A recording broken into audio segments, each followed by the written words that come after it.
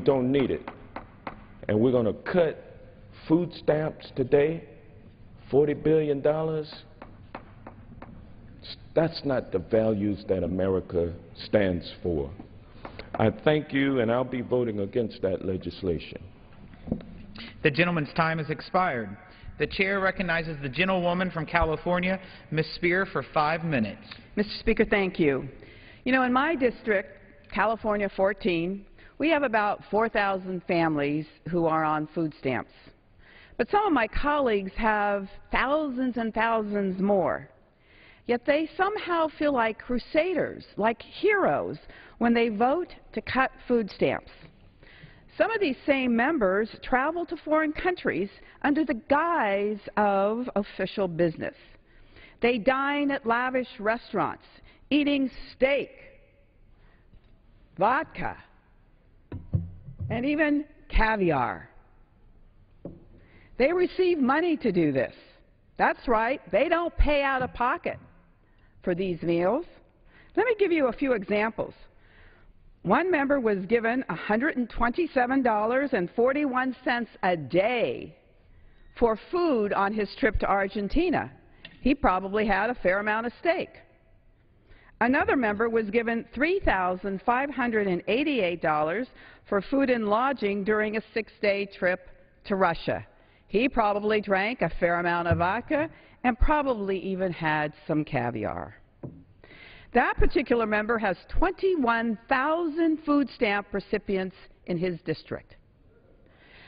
One of those people who is on food stamps could live a year on what this congressman spent on food and lodging for 6 days. Another 20 members made a trip to Dublin, Ireland. They got $166 a day for food. These members didn't pay a dime.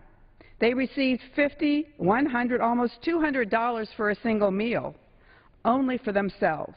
Yet, for them, the idea of helping fellow Americans spend less than $5 a day makes their skin crawl. The faces of families of veterans, of farmers, of the disabled, of the working poor are not visible to them, not even when they are their own constituents. Last week, a man named Raman Sheikh wrote in an article on his LinkedIn page about food stamps. Ron is the founder, chairman, and CEO of Panera Bread. In this article, Ron admitted that despite wanting to fight poverty and hunger in America, he really didn't know what it was like to be truly hungry. And so this week, Ron is taking the SNAP challenge. The millionaire food mogul is living on $4.50 a day. I've taken the SNAP challenge in the past, and I can tell you it is a horrible experience. You think about food constantly. You are always hungry.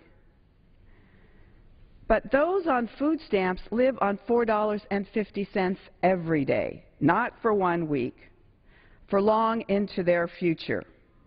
That is soul-crushing. Historically, food stamps have been part of the Farm Bill.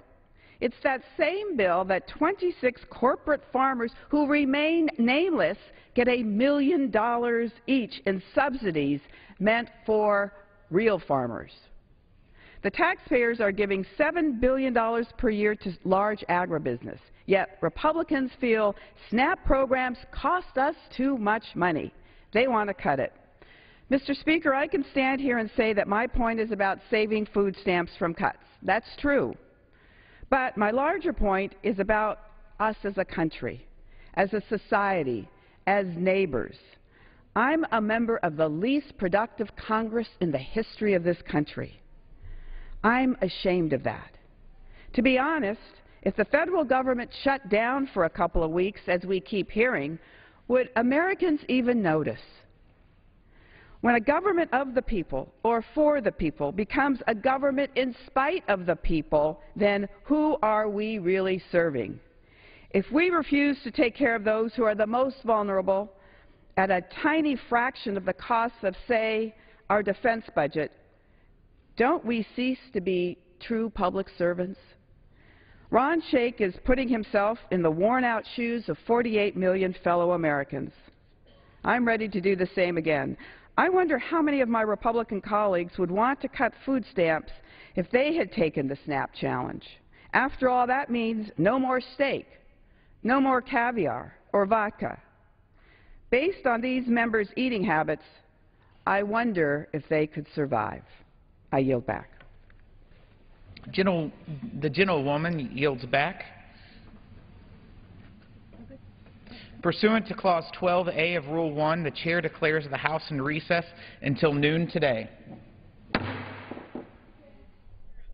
The House in recess till noon, and they will begin consideration